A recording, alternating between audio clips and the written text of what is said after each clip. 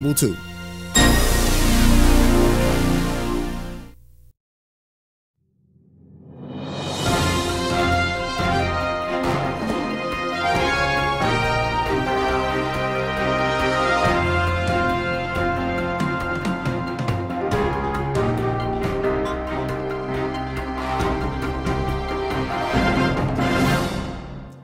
Good evening. Welcome to the November 28th, 2017 Winston-Salem Forsyth County School Board meeting. We will begin this evening with the Pledge of Allegiance, followed by an invocation. If you would please stand and remain standing. I pledge allegiance to the flag of the United States of America and to the republic for which it stands, one nation, under God, indivisible, with liberty and justice for all. Let us pray. Lord, we thank you for this beautiful day that you have laid out before us. And Lord, we are thankful for a time of Thanksgiving that we just celebrated to have a little downtime and a little rejuvenation. Lord, we ask you to continue to be with each of our students in our district, to all of our staff members and all of our families. Lord, we just ask that this meeting be productive and what we do be to the better benefit of each one of our students. Let us make all of our decisions based on our core values and our core beliefs in this district. Lord, let all that we say and do be pleasing to you. In your name we pray. Amen.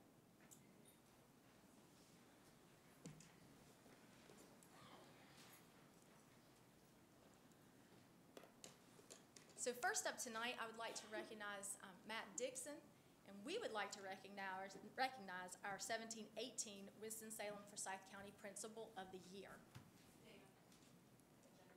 Okay, we're going to do that in a second. Thank you. Go ahead. Well, good evening. It's a pleasure to be here to present to you our Principal of the Year for the upcoming year. I do want to share a little bit about how we got to this point. So our committee had an impressive slate of nominees to consider. What stood out to us about Ms. Alexander is her total body of work and the success she's had along the way throughout her career, in addition to the focus she has on students, instruction, and her community. And finally, her ability to develop teachers as teacher leaders and other leaders in the building to go on to lead their own building. I would like to share one quote from one of her recommendation letters from her staff, was that their principal has blazed their own trail. And to quote Ralph Waldo Emerson, "She does not follow where the path may lead. She instead goes where there is no path and leaves a trail." So it's my honor and privilege to present to you our 2018-2019 Winston-Salem Forsyth County Principal of the Year, Leslie Alexander.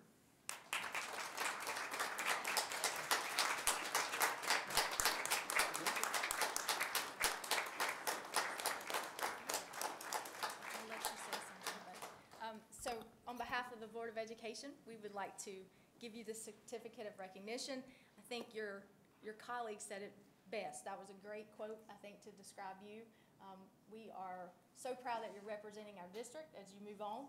And your colleagues, I believe the morning that we were over at BB&T Field, and you could see the body language from your colleagues, from the principals, to see the nod that you were the right person to fill this role. And so you can see the respect not only that your staff have for you, but also your colleagues in the room. And your family were just really cute. They're so proud of you. So anyway, thank you for what you do every day at Reynolds and for this district. And we're very proud that you're part of our team. Well, I appreciate that. Do you want to say anything? Yeah, just say thank okay, you great. Thank you for the opportunity to be here this evening. And I would be remiss if I didn't take this opportunity to thank my colleagues, because every day when I go to work, I'm simply humbled by the group of people that I get to work with. So I'm the one receiving the award tonight, but it's really the people that I work with every day and their excitement and their dedication and their love for our students that make it work. So thank you and thank them. I'm not that skinny. Awesome. Thank you.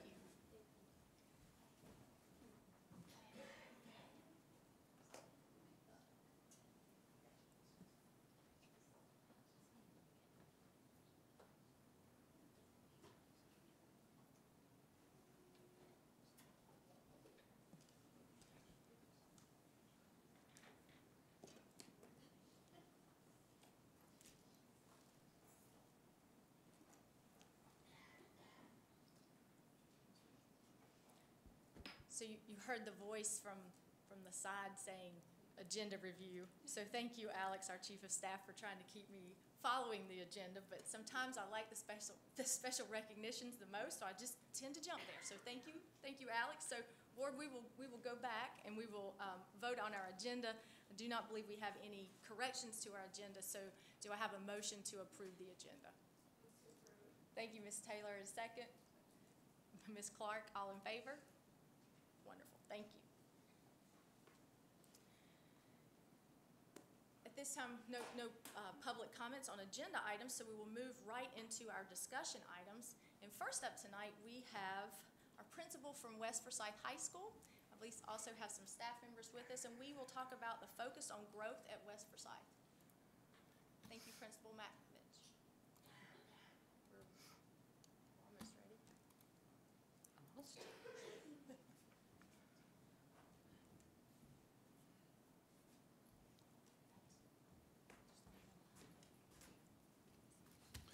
Thank you, Madam Chairperson, board members, Dr. Emery, distinguished guests. On behalf of West Forsyth High School, we've been asked this evening to speak to you in reference to our sustained growth over the past few years. West has undergone a dramatic change in the past 5 years. Historically, West Forsyth has been a relatively homogeneous community. We've had to hire 104 out of 145 teaching staff. In the last 5 years, West has been undergoing a shift in our student populations, drastically increasing our diversity. This change in our population includes now having 13 different languages present. Our Latino population is now larger than our African American, and our free and reduced lunch population has doubled in the past 4 years. Our student population has increased by over 400 students, and yet we continue to exceed growth. In an effort to explain our sustained growth, we must first understand what creates the culture of West Forsyth that promotes such high growth. To do that, I have with me this evening Dr. Eklund from our Social Studies Department, Mrs. Perry from Science, Mrs. Hill from Math, Mr. Sobolchik from English and is our current School Improvement Chair. And I've asked you to present this evening, or asked them, to present this evening on the areas of focus that we have looked at for the past 4 years.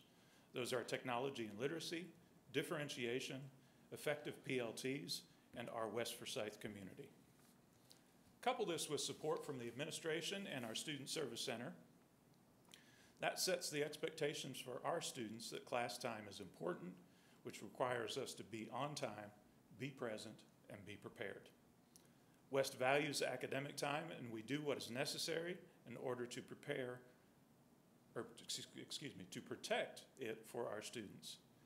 These 4 areas of focus provided us the opportunity to examine our practice, refine what we do to maximize our instructional practices, promoting the positive impact on growth that we see today. We have established our expectations in these areas and monitor to ensure their implementation, thus creating the culture of West that exists today. The culture of West that has afforded us the opportunity to create an environment in which students feel the need not only just to perform in, but more importantly, belong to. This has given us the opportunity to become the 4th ranked high school in the state when examining growth scores. In the previous school year, the 2015-16 school years, West Forsyth was the only school in the state to have a double-digit growth rate and an A+ rating. Since my arrival at West in 2002, we have gained approximately 11 points worth of growth and accumulated 6 state athletic championships, multiple National Art Award winners, multiple state MPA awards for our performing arts, 43 different clubs and organizations, last year $14 million awarded in scholarships, and an overall growth index rate of 14.98. I say this because these results are a natural outcome of our 4 areas of focus. Again, literacy and technology, differentiation, effective PLTs, and our community. Dr. Eklund will begin this evening by presenting on our literacy and technology efforts. Dr. Eklund.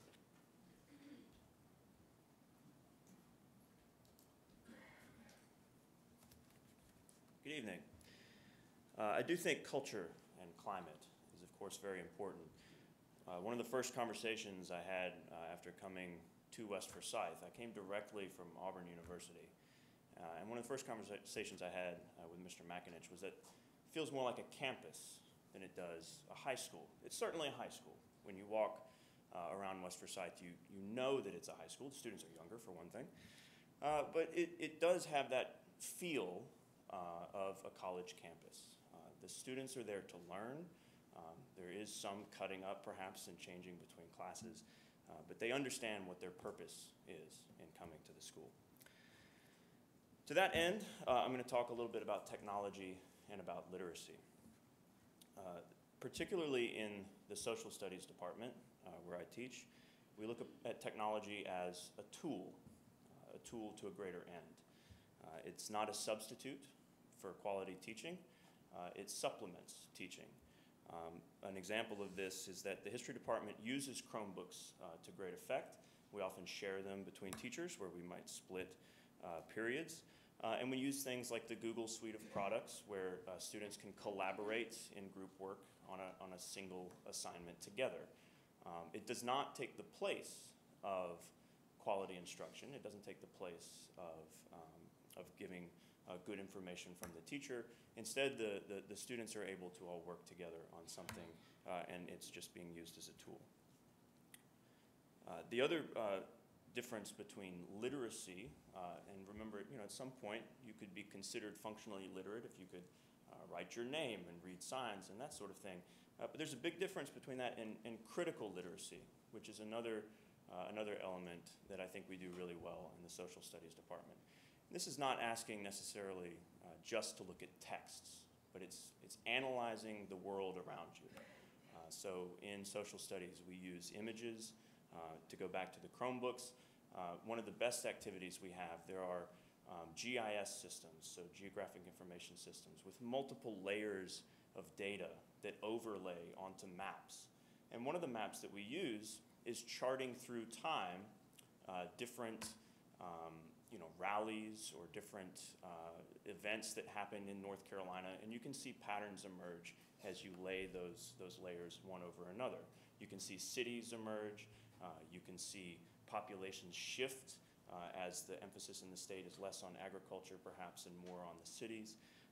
And so that's an example of literacy, learning how to read materials without just focusing on text-based materials. The other thing that I want to say about literacy is that this is enabled by that culture and that climate. If you're going to have a discussion on a particular reading, ultimately what comes through in those discussions is that everyone's respected as a learner, but everyone's also expected to contribute. And the students know that coming in the door. So without further ado, I think I will pass it on to, oh, sorry, okay.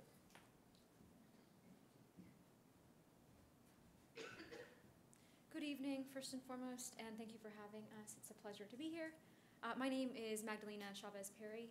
I teach at Earth Science at West Forsyth, and just as Mr. McInich has mentioned, West consists of a very diverse student population, and with that has also continued a lot of growth. There are a series of tactics that I can speak on that are essential to the continued growth in our students. One of the pieces that I find to be of utmost importance is that of differentiation in the classroom and outside of the classroom as well. After having observed seasoned teachers, because I myself am not seasoned, but after observing all of the seasoned teachers and collaborating with staff during PLTs, I find that every teacher has their own unique teaching style. However, what we all have in common is the use of differential teaching in the classroom.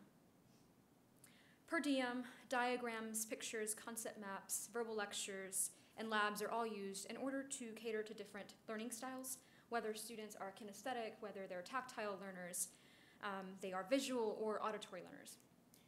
In my classroom, given the increased population of Latino and Hispanic students who are of limited English proficiency, I attempt my very best to teach in English and also reinforce the material in Spanish, as I am a Spanish speaker.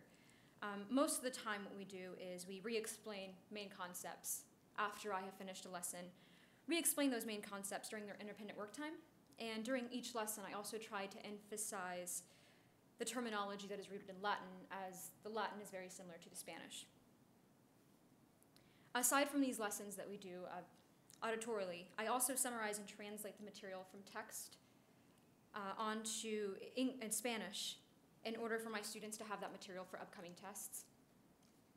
As teachers of diverse population of students, we work closely with our ESL teachers, like Ms. Bello, who do a tremendous job at West facilitating our LEP students' growth and their success.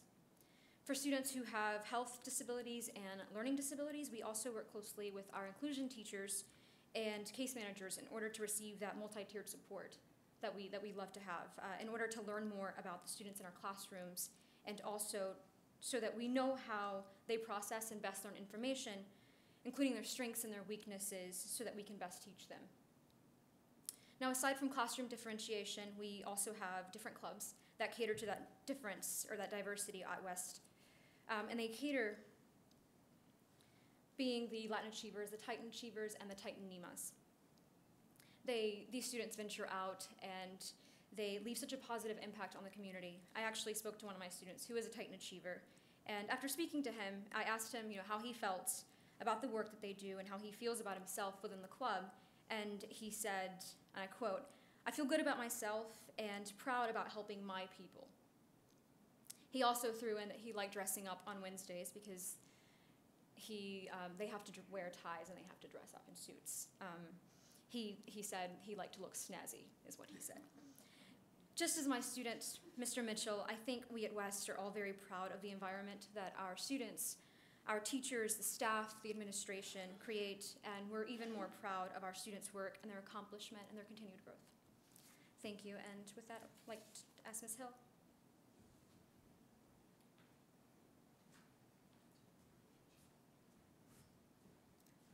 Hi, again, my name is Charlotte Hill. I teach math at West Forsyth. I've been there since 1999, so I feel a little seasoned. I'm not sure how this is going to come off, but anyhow, we'll go with that. The faculty at West is absolutely amazing. So much knowledge, creativity, and passion for the students that in our professional learning teams, that is designed to bring those teachers together. And when those teachers come together, we have the opportunity to share collaboratively with one another. In general, our PLTs are grouped together in regards to the subject that they teach. We did explore out and collaboratively meet with other curricula-based subjects and learned a lot from diversity to differentiation to techniques in the classroom, which I thought was very intriguing from my end. I teach math, so in the Math 1, we often discuss techniques in the classroom management. We break down data, we develop pacing guides and lesson plans. PLTs offer guidance and support for new teachers through discussion of curriculum, implementation of different teaching strategies, so not only they are successful in the classroom, the students are successful in the classroom. PLTs offer a platform for exposure to our Discovery Ed textbooks, Desmos, SchoolNet, and other 21st century learning techniques. Breakdown of data is a huge facet for our PLTs, so determining target groups and discovering methods to better meet the needs of particular students is a major focus. After-school tutoring sessions were developed by Math 1 and Biology, and we've both seen a tremendous growth in that focus on those particular students. Also, Math Honor Society meets 3 days a week with students before and after school. And this afternoon, as I peeked into a classroom, it almost looked like another 45 minutes to an hour of class happening because there were about 25 kids in there meeting almost a one-on-one situation with the Math Honor Society. They meet in my room on Thursdays, and I'm like, okay, you got him, and you got her, and you go there, and everybody moves. So it's a phenomenal way. The kids that I see come in struggling, I have to pair them up, and hi, this is, and that is. And once I introduce them, it's like a bond. And they really have learned, the Math Honor Society kids, how to break down things. They're very good at math, obviously, but they've learned how to even describe what a variable is and how to add and subtract. And oftentimes that is just the general basic skills of those kids that need that bump up. We also developed during the early release day an opportunity for students that were struggling in the classroom with predominantly D's and F's to stay after school during that time, during the 1 to 3:40 time period. They stayed after school and they worked on missing work, they worked on correcting tests and quizzes, and received additional help in the classroom about topics in the classroom. The response was quite incredible. Over 800 students attended these sessions from 1 to 3:40 versus going home. Matter of fact, the exact number was 810 to be exact, which was fantastic. The response in regards to teachers and what they got out of it, they reported sometimes at least 1 grade level improvement, if not twice 2 grade level improvements, D's to F's. And I'll speak personally for one of my students. He made a C on his last test. Okay, so a 78 C, and he was making like, we won't say, but close to a 48, like that I impressed. So he was, besides the just general increase of information, increase of knowledge, they also created a more confident in that child particularly. So he's like, Miss Hill, I'm getting this. I'm really getting this. I'm finally getting this. I'm like, attaboy, keep going. So along with that, during that time period, National Honor Society was there. My notes here. The Science Honor Society was helping, Spanish Honor Society, and of course the Math Honor Society as well. Parents were involved. We had a few to attend the parent sessions. We allowed the parents to come in and just for a simple question and concern session, they were better understood, had to gain a better understanding of Power School and Power Learning and their take on how to improve how to allow their students and their own children to be better successful students at West Forsyth. Our student services team has also a PLT, and their goal is to meet individually with every student at West Forsyth High School. And that begins in the fall. They meet with all the seniors in the fall semester. They talk about they had a college application day in which college reps were available to assist seniors with the application week during CFNC application week. The particular focus for them was this year and last year was native Spanish-speaking students and their families to help address the achievement gap among the Hispanic population. We offered a Spanish-speaking evening session for parents, helping families to feel connected with the school, and had a great turnout for that. Freshmen are then spoken to toward the end of the first quarter, into the second quarter, and simple things like, this is your counselor, this is where their office is, and this is how to make an appointment to meet with them. Several high moments there were introducing them to particular clubs that they may benefit from. Support clubs in our differentiation, whether it's Titan Achievers, whether it's Titan NEMAs, whether it is the Latino Achievers and things of that sort, things where they can get connected with, whether it was an art club, whether it was the drama club, whatever it was to get them connected. Sophomores are then met toward the end of second quarter into third quarter with a time to tell, cyberbullying, and the impact of social media among the adolescents. And then juniors finally meet together. They've kind of been around a little while, so they kind of get, they're kind of a little bit last there, but they get to go over more college career, military options post-high school. And this year, of course, we'll be focusing on ACT. Okay, so that will be our general focus with juniors and getting them ready to take the ACT in the spring due to the new requirements. Professional learning teams at West take on the opportunity and the concept that problems become opportunities when educators and families join together. Thank you so much. And Mr. Savolchik.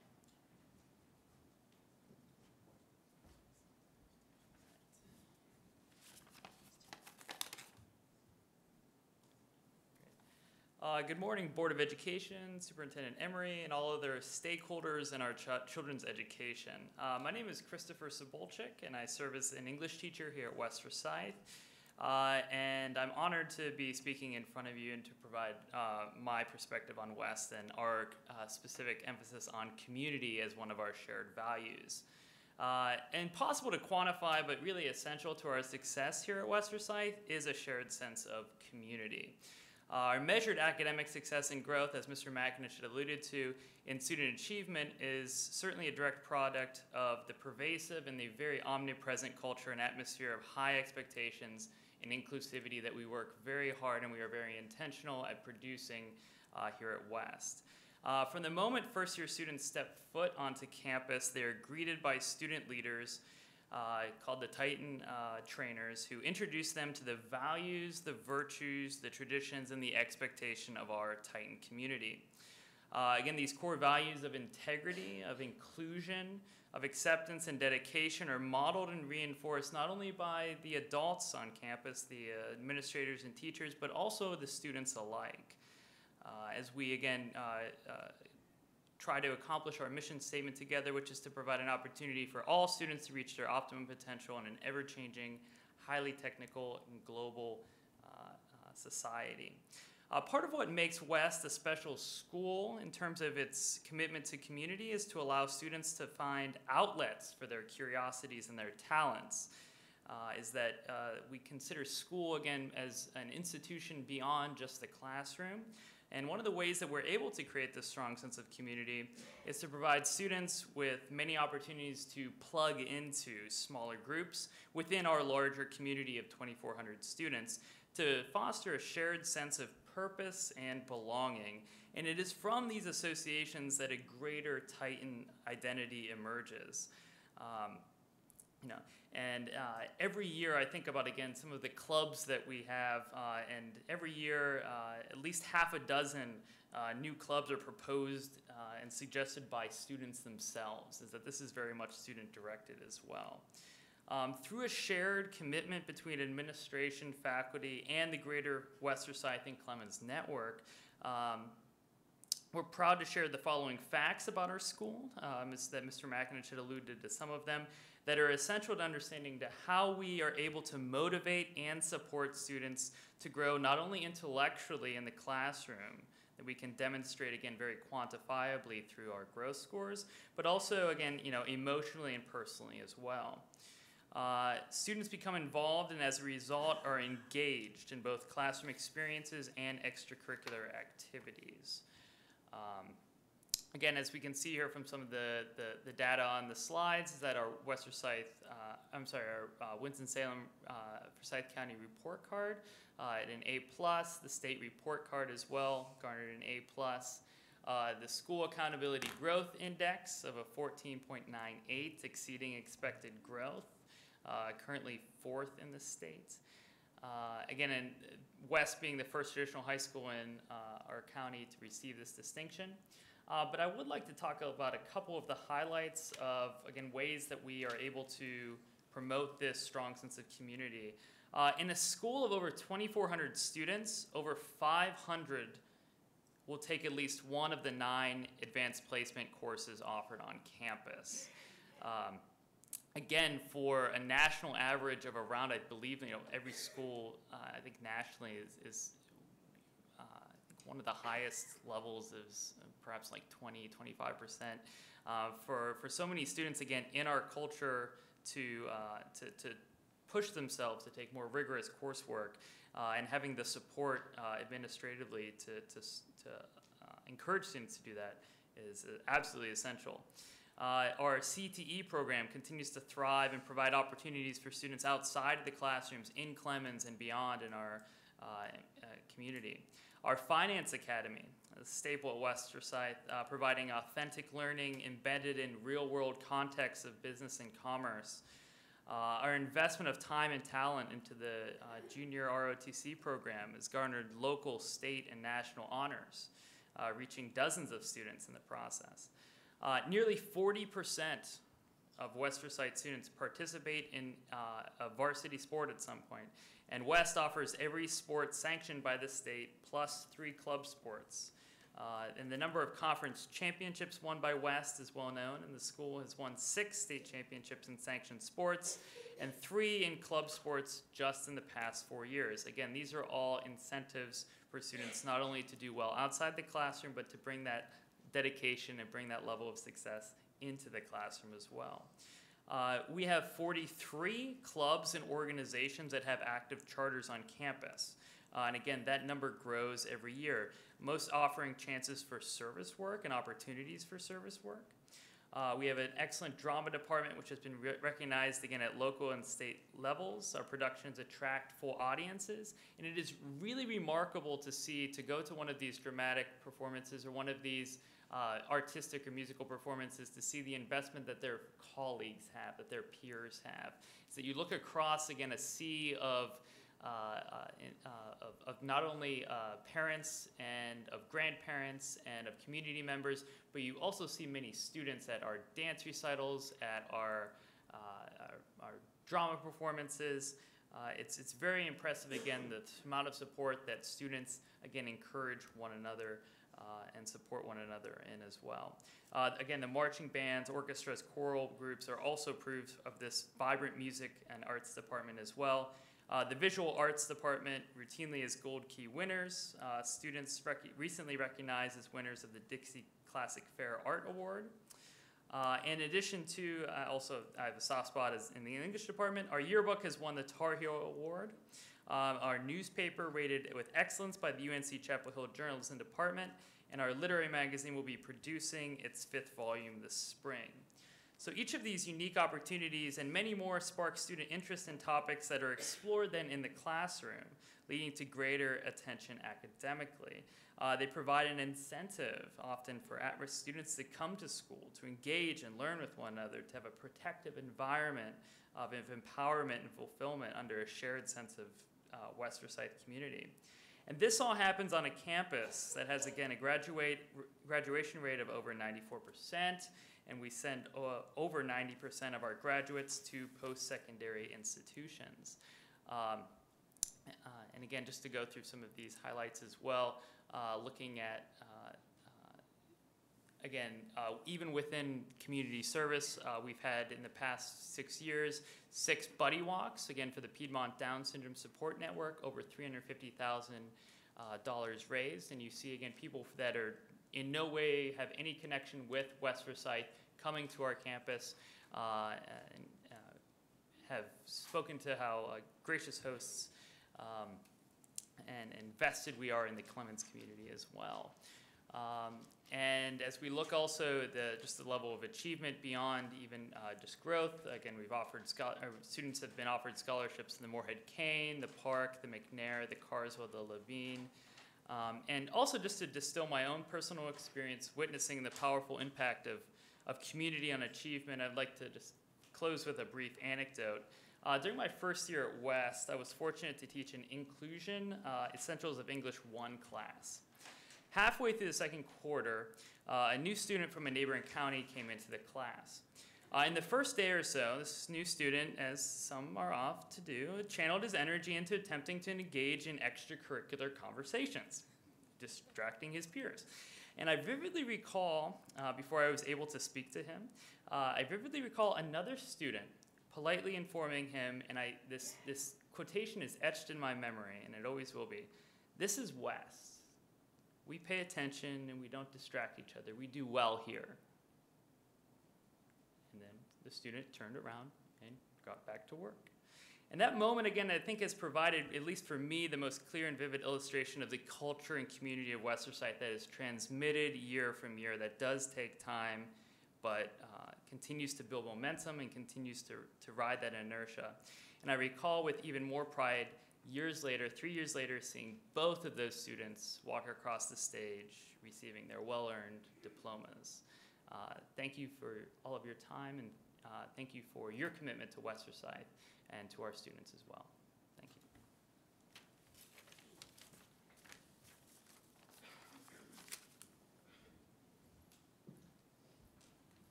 In this very brief moment of time, we've had the opportunity to provide you with our 4 areas of focus. I'd like to thank the board for the opportunity to present this evening. And the best way that I can describe West Forsyth and what we do is to come out and experience West Forsyth.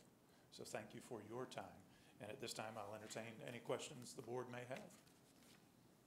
Questions or comments, board members? I've got a question for you, Mr. McAnich. Yes, sir. And your school is 2,400 students, and West has done well, especially, with growth. As a leader, how have you pulled it all together, all the pieces together? The biggest piece of the puzzle is providing the teachers the opportunity to explore new ideas, new strategies in the classroom, and support them in that process. If they didn't have that opportunity to go out, share, explore, build, then I don't think that we would have the success that we have today. The students see that, and they see the growth in our teachers, and they buy into that process as well. Yes, ma'am. I just want to say congratulations to you and to your school and for all you're doing, because you are where we want all our schools to be. Thank you. Congratulations, and congratulations on what you're doing right. Thank you. Yes, ma'am. What I would like to say about the 4 presentations was just how professional you all are and how obviously caring, and that really came across, and that you respected the minds of those students. You really see their future, and that seemed very present in all of your presentations, so thank you. Additional questions, board members? Thank you for sharing this evening about West Forsyth High School and your culture, and thank you for coming tonight. I know you've all had a long day, and so it's not often that we are able to shake the hands of some of our teachers. We thank you for what you're doing and your commitment and service to our students. So if you don't mind, I think we'd like to shake your hand and at least be able to talk to you just a little bit before we have to move on.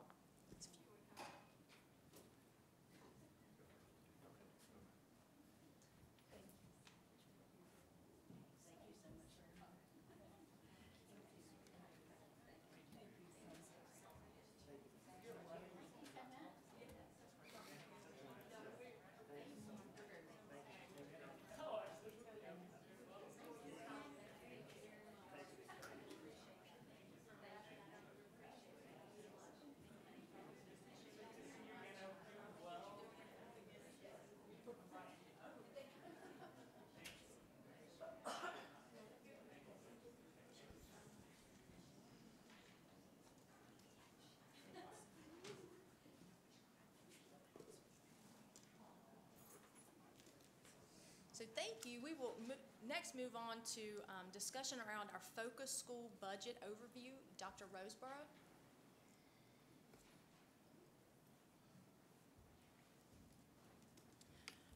Good evening, Madam Chairman and board members. Tonight I present to you our plan for improving our focus schools in the district. According to our Every Student Succeeds Act and for North Carolina Public Instruction, we have identified 4 focus schools in the Winston-Salem Forsyth County School District, and 4 of the 4 focus schools in the district are also Title I schools. And based on recent data available, are contributing to the achievement gap statewide. So focus schools in all are schools that have achievement gaps between their highest achieving subgroup and their lowest achieving subgroup. And we have set aside funds to help support those efforts in each one of the focus schools. Our 4 focus schools are Bronson Elementary, Gibson Elementary, Paisley, IB Magnet, as well as Wiley Steen Magnet. They are our 4 focus schools. And within the 4 focus schools, we have identified several intervention models. The LEA must use these intervention models to help achieve the goal of closing the achievement gap. So we first have to use a needs assessment to identify what those needs are. Also, we have to look at increased learning time opportunities for students. And we have to look at research-based effective instruction for students. And then also provide our teachers with high-quality job-embedded professional development, monitored with assessments of teacher observations that are ongoing, and provide ongoing coaching to help support the teachers on improving towards effective instruction. And then we also must engage families and communities in helping us to support those efforts. So I present to you tonight that for each of the 4 focus schools, what their intervention strategies are. Bronson Elementary, who has one of the largest achievement gaps between their high-achieving subgroup and their lowest achieving subgroup, is focusing heavily on our multi-tiered systems of support for students with an infusion of technology to help support those students in small group instruction. We are also focusing in on improving the core for standard-based instruction through the expeditionary learning piece. Last year, they worked very hard on with the social and emotional supports of students with habits of character, but this year we have a strong emphasis on strengthening core instruction for the highest achieving group as well as the lowest performing group in the school, and also a focus on teacher leadership. At Gibson Elementary, again, looking at the tiered system of support for students, we are offering extended day opportunities for those students with an intense focus on grades 2 through 5. Those students will have an opportunity to do after school and also an open invitation for Saturday school. Paisley IB Magnet, where we've seen some success there with them actually implementing core plus more and being very creative about opening opportunities for all students for acceleration as well as remediation. They have purchased additional Chromebooks, and they also have purchased additional software systems that truly impact students' learning and also give them multiple opportunities to improve their knowledge bases through the systems of iReady, 10 Marks, and also readily access to Discovery Ed textbooks.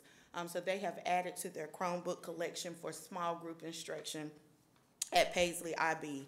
And at Wiley STEAM Magnet, for their highest achieving subgroups and lowest achieving subgroups, they have actually done a modified schedule where they call it the X period, where they provide additional supports to students by offering them opportunities to use the software system iReady. They have a mentoring program for their subgroups, as well as offering additional field experiences for students to extend their learning opportunities beyond the school day. And then they also have a beautiful parent education resource center where they also go out into the community to do some, we call it fireside chats, to help parents understand what the needs of Wiley Magnet is, to also change perceptions of Wiley Magnet, and then they do parent education programs on site at Wiley IB Magnet. Many of the subgroups identified for most of the schools are an African American subgroup, the Hispanic subgroup, the economically disadvantaged. And at Paisley IB, they have, in addition to those subgroups, their exceptional children population that they are focusing on. Are there any questions about the use of the $25,000 that the district has allotted to these schools to focus on closing the achievement gap for their subgroups? Yes. Yeah. I was wondering, I know we've done some learning in our district about culturally appropriate learning and about really expanding curriculum that way. And I'm wondering, is that being addressed in any of these schools, given that we're talking about basically the same population? So many of the schools have had extended learning opportunities where the community has come in to help support that. At Wiley STEAM Magnet, they have implemented mentorship programs that help support some of the image issues that some of our students may have by presenting to them positive images from the community to make up maybe what they do not have in teacher representation in the building, the makeup of the building. They're looking more strategically at how they have staffed their schools coming up. And then also they are looking at the type of materials that they are purchasing and putting in front of the students. You know, because we did have a presentation from one of our other schools that has seen some gains in culturally relevant materials and how important it is for students to see themselves in that material. So these focus schools are now also looking at that and examining what their needs are in those schools. Particularly in the elementary schools, Yes. because I think I know that if you walk into Brunson, there's such a clear divide and has been for years, and I think that it's really important that there's a focus Yes. on curriculum, not as an extra, but as this is embedded. Yes. And I'm hoping that that will be part of what's being looked at in these schools. So part of our goal there is to host quality school reviews in some of our focus and priority schools so that we can help our principals on delivering those messages and how we as a district can support them in making sure that students are provided those opportunities, but we also support the teachers on how to do that and how to do it successfully. Absolutely. People can't do what they don't know how to do. Yes, exactly right. We have to show them how. Two things that really affected me a lot in a positive manner was the after school in Saturday that you had at Gibson. And also, could you tell us a little bit about I haven't heard of this before, the fireside chats? What Principal Botenheimer does is she goes out into the community surrounding Wiley to talk in depth with parents that currently attend Wiley and potential parents that may be choosing Wiley to talk about what their focus is for, or their foci is for the upcoming school year, so that they understand what it is that they're working on and how hard they're working on making sure that they're getting results for all students with an intentional focus on those subgroups. And she's done a really good job of that according to the community surrounding Wiley. Thank you. I have a question. Dr. Rose, Go ahead, Deanna, and then Lori. just a quick question with I agree with Lyda. I'm impressed with the before and after school and the Saturday being offered. Are our teachers, are they going to be the ones that are going to be there on Saturdays? And if so, will they be paid from the $25,000 that's allotted? Yes, that's correct. Okay. They will staff the Saturday and the after school with teachers from the building that the students are familiar with, where they can extend the learning that happens during the school day, but have more of an intense and strategic and targeted focus on those skill deficits according to what their data analysis says. And then from there, they're also going to use research-based materials. They plan on using American Reading Company to infuse some of the writing to really help students improve on writing according to what they're reading, and then just expanding their comprehension by marrying the two together so that they don't see them separately. So those are some of the things that Gibson plans on doing with their funds, but the teachers will receive stipends, and of course they have added on additional funds to the $25,000 to make that happen through other funding sources. Okay, that was going to be my next question. Yes. Title I is one of those additional resources that will Yes, be added through on. additional Title I funds. Go ahead. Just about, interventions, when will it be fully implemented? And then kind of what kind of a timeline are you looking at? And then when can we see maybe a first look at how these things are going? So for our MTSS, that's our strategic turnaround model for all of our priority and focus schools. That is already in full implementation. They are now focusing in on Tier 2 interventions for specific groups of students, which is what these plans actually entail. So it will be the second semester at full implementation. However, there are some things that you can ask about now that the principals should be able to answer your questions about. So maybe in January. we could hear again. Yes. Okay. So Karen, I have a question.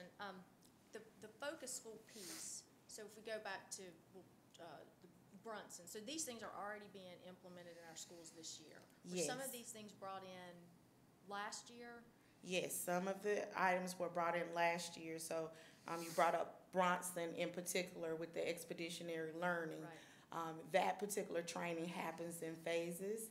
So you have to set the stage for the social and emotional support before you move into the academic support. And this year they have a strong emphasis on strengthening their core instruction and alignment to standard-based teaching to our standard course of study. So at a school like Brunson, where we also have HAG students in the building, and I have heard some, I don't want to say that it's complaints, but some concerns, or how how this fits in with the HAG rigor at that particular site, and also because we have 2 sites of HAG students, Right. and how does that mirror with other students that are at our other site? I believe that at Bronson, Principal Fallon is trying to communicate that message to the staff to get that across, that expeditionary learning is part of the core standards and that there's rigor in the core standards. And so that may be that they have to teach up, and that may mean that they may have to do some vertical alignment for their residential population or those students that may not be HAG, but it's going to require a lot of differentiation and a lot of training on how you do that and how to make that happen.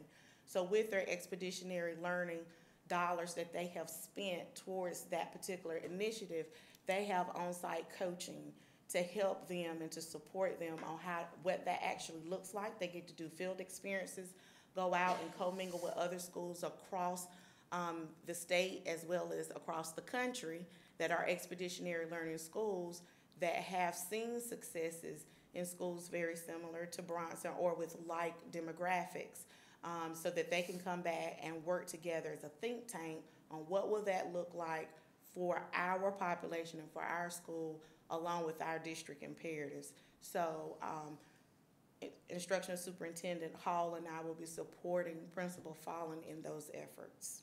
Okay, and I appreciate, I like several of the things that are coming out of the funding and how the different schools are doing it. But another concern kind of from that would be, because we have, so it's not on this, but just a concern because of the EL piece that's going in at Brunson, and what does that look like when we have 2 HAG sites for elementary school students? Parents do not have a choice in where their child goes. That's based on a score under our current policy. And wouldn't we want those 2 things to be the same? But what I'm hearing is Brunson will have a different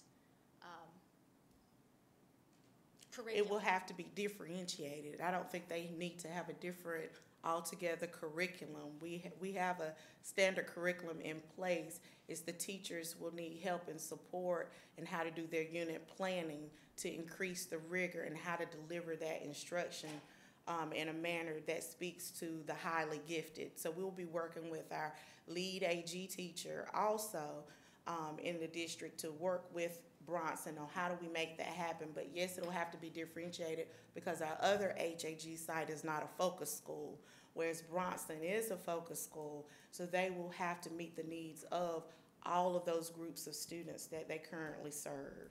And I think that that is possible if we support the teachers and make sure that the teachers are involved in that planning process of what that looks like.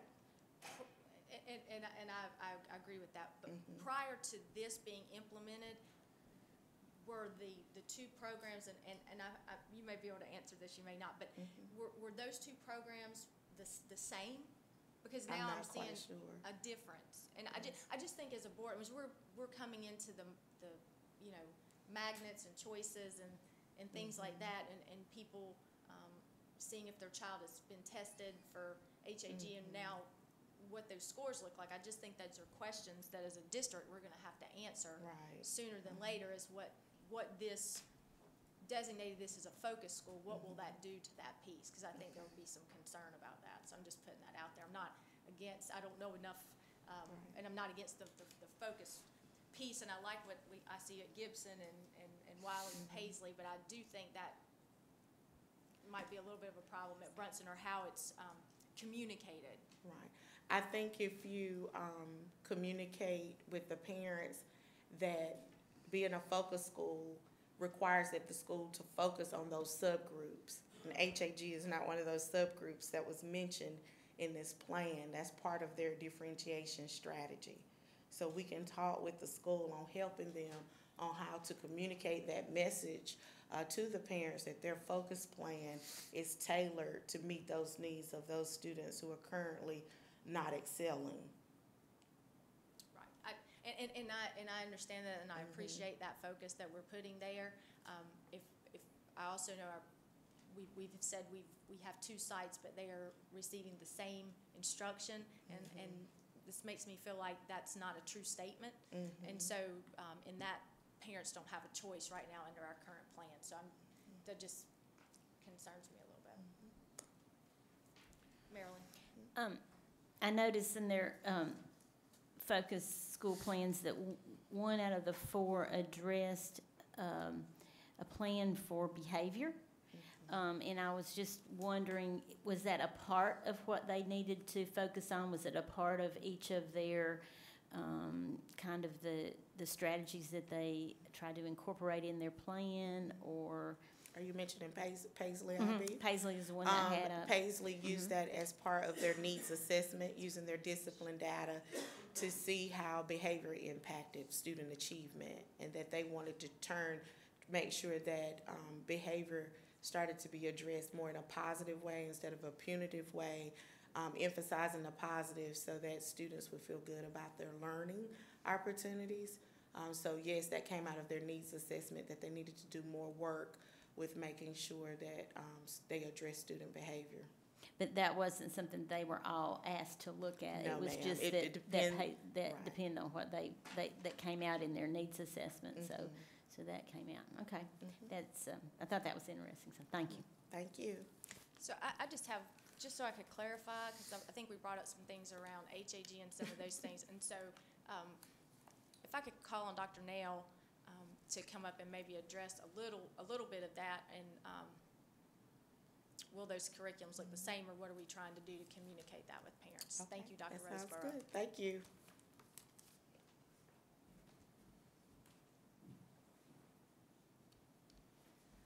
So your observation and the questions that you're getting, we're also receiving, because it is true that we have 2 sites and we say that those sites are the same. But now we have a curriculum decision that was made a couple of years ago that makes it seem not so the same, right? And so we're teaching the same standards, or teaching toward the same standards for students. We have the same expectations around acceleration in the language arts and in the mathematics. What differs is the curriculum, the resources that we're using to get to those standards. And we probably did not get as ahead of that as we needed to in terms of informing parents, particularly around that curriculum. And so that work is in process now. I would also note, however, that there's always been a slight difference between Southwest and Brunson, because Brunson was a STEAM school. And so there's always been some differences in that regard. Now the differences are even more magnified, I think, with the EL curriculum. But we're working on communicating that. And we'll have to, we revisit the practice that we have around student assignment within that program, somewhat frequently, to make sure that we're honoring choice and making sure that we're meeting all student needs. So while I don't have the answer tonight, I can tell you it's very much on our radar. It's something that I work with. It's something that Rusty Hall works with. It's something that Kim Marion, who's new to AIG with us, is working with. We have nearly weekly conversations around problem solving this and making sure that we're meeting parents' expectations and honoring what we told them about this program when their kids qualified and they decided they were going to leave their home school and take advantage of these opportunities. Marilyn? It would be helpful, I think, if we could,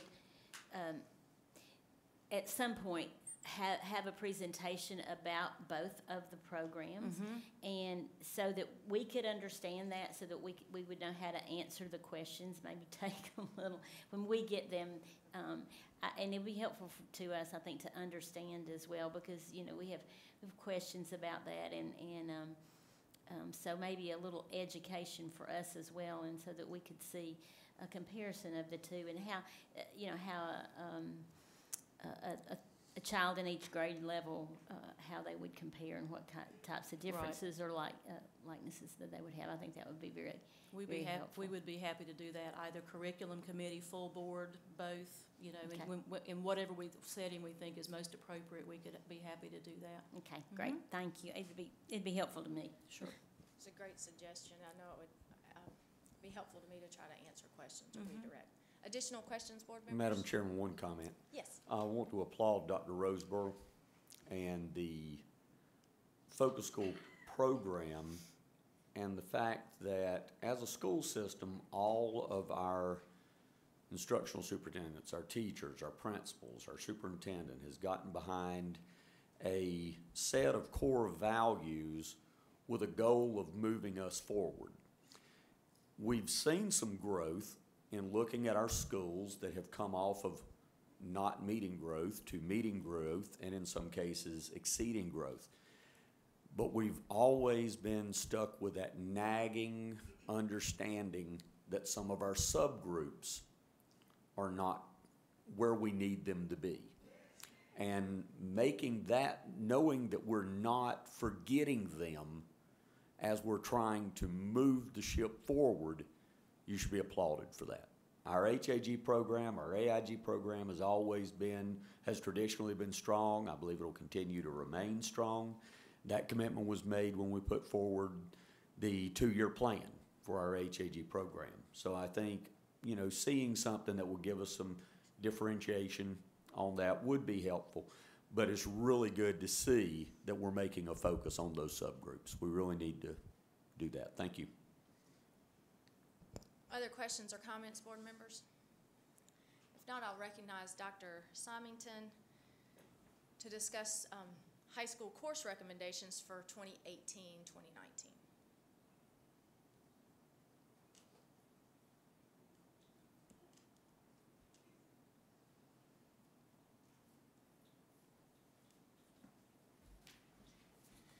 Good evening, Chairman Jones, members of the board. In the October Curriculum Committee, we discussed 2018-19 new high school course recommendations. And in your materials, you should have gotten a copy of all of the courses that were presented by the high schools as well as the program directors. For your approval tonight, under action items, we have those courses that are recommended to be added. I will entertain any questions that you might have. Questions, board member, for Dr. Symington? Ms. Parker? Just out of curiosity, how many of our high schools offer American Sign Language? I'm sorry, I put you on the spot, but I mean, you don't have to give me, like half of them. Roughly half of them. About half. Mm-hmm.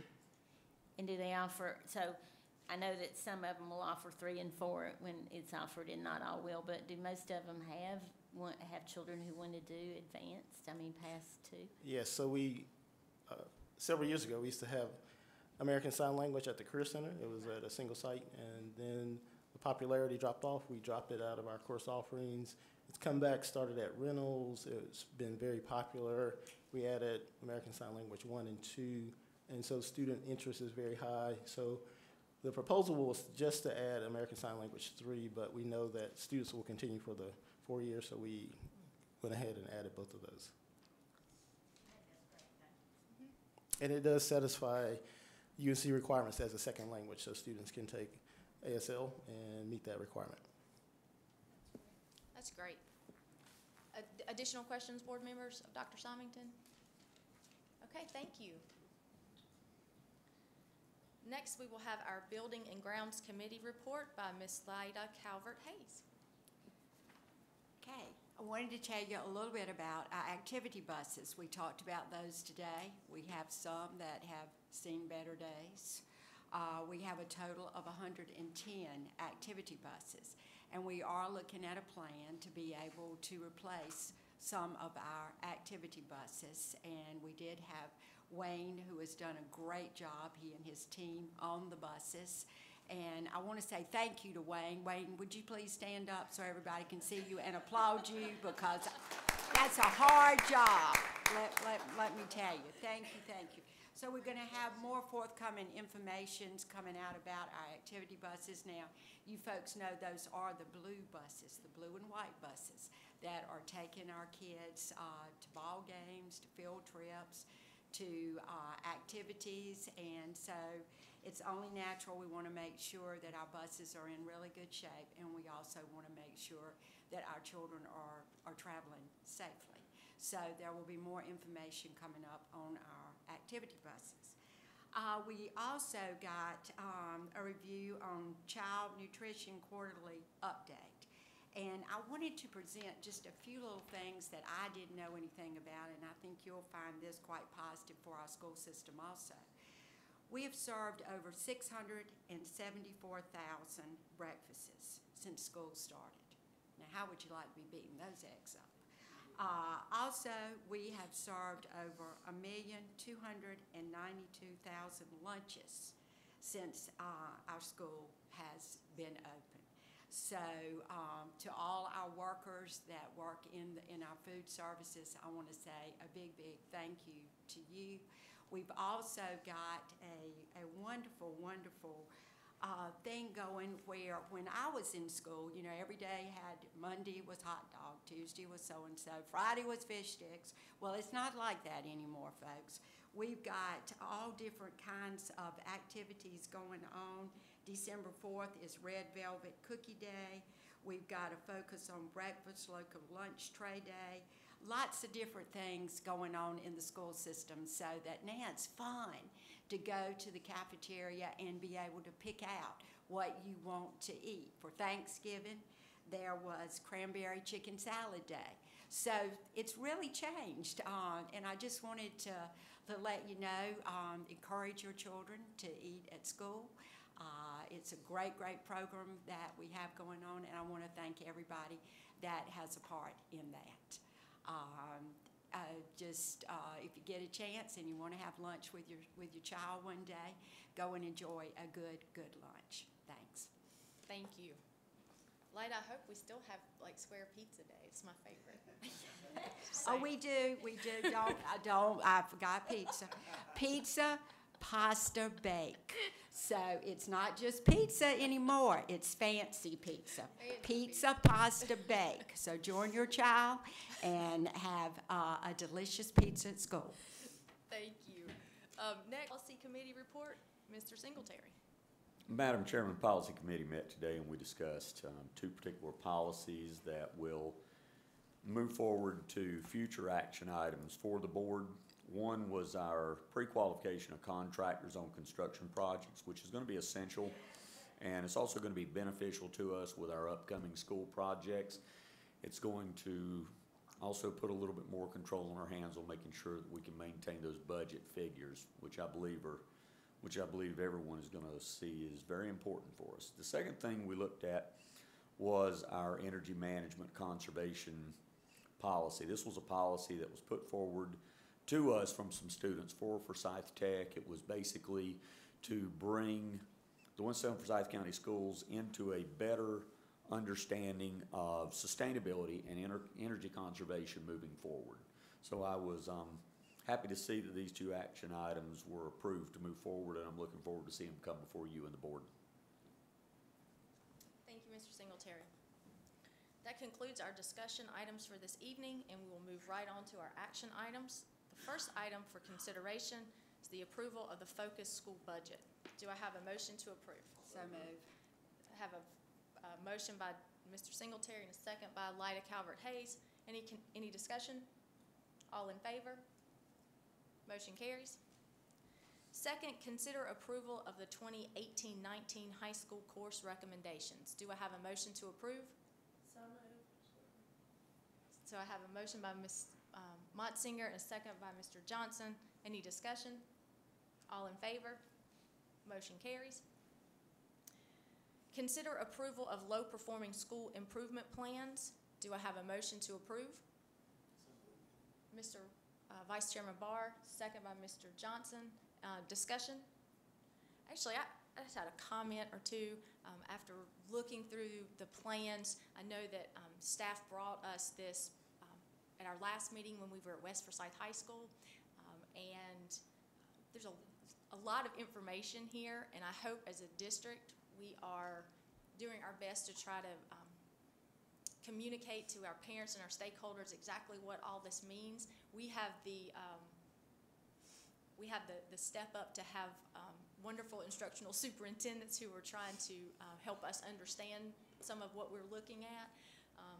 But in all of the plans that we read, a couple of things really stand out. I know that you can tell that our staff is taking this serious, and the feedback is great, where you can look and say our progress now and actually see the dial and the graph of how far they're coming with some of those things.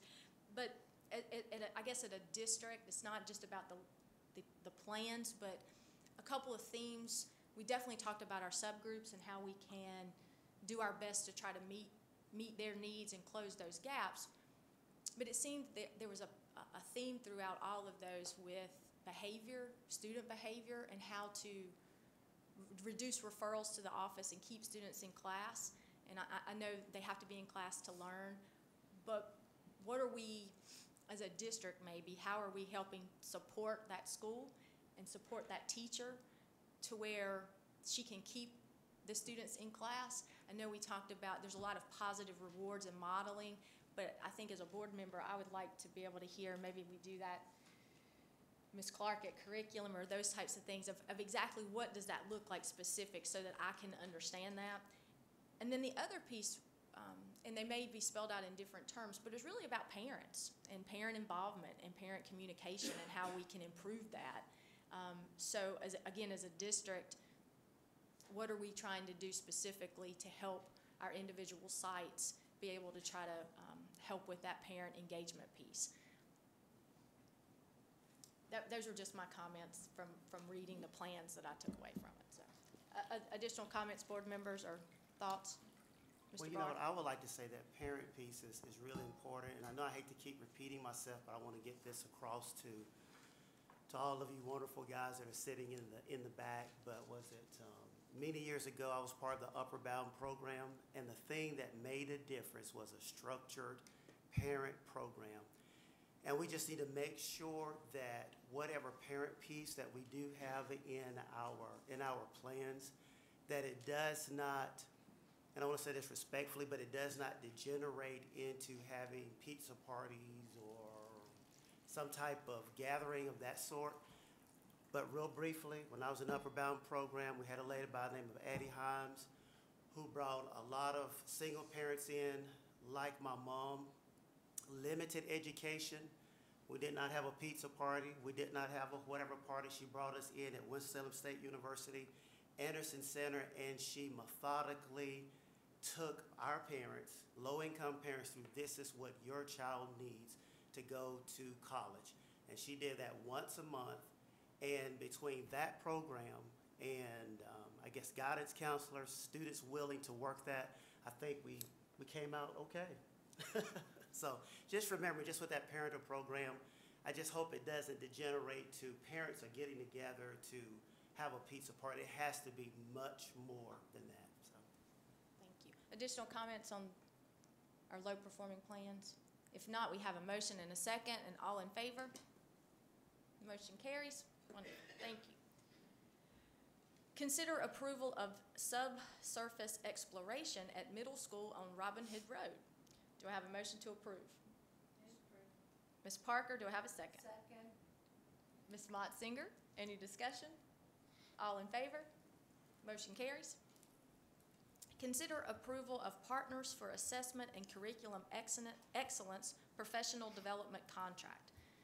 Do I have a motion to approve? Ms. Taylor, and a second. Mr. Johnson, any discussion or questions? All in favor? Motion carries.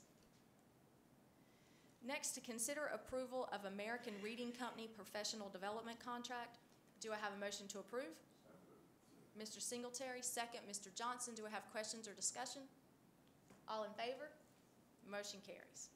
That concludes our action items for this evening. We have two items on our consent agenda. First, approval of meeting minutes for November 14th, 2017, and approval of the general personnel report. Do I have a motion to approve the consent agenda? Mr. Singletary, second. Ms. Taylor, all in favor? Motion carries. Do you have anyone signed up to speak? No one signed up to speak on public comments. We do need to go back into closed session, board, so do I have a motion to enter into closed session? Mr. Singletary, second. Ms. Taylor, all in favor? Motion carries. Thank you very much. Thank you for coming out tonight, and safe travels home.